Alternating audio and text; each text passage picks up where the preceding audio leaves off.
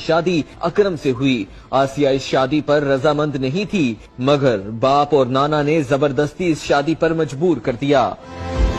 پسند کی شادی نہ ہونے پر لڑکی نے 27 لوگوں کو زہر دے دیا۔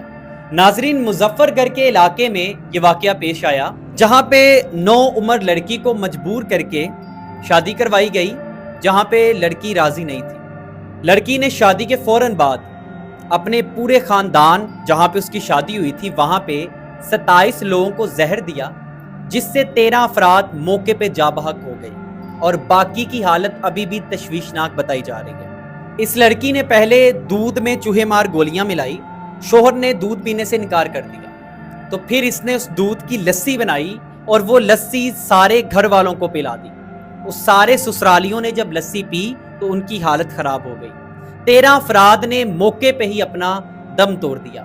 اس ساری واردات میں اس لڑکی کا جو آشنا، جو عاشق ہے، وہ بھی شامل تھا۔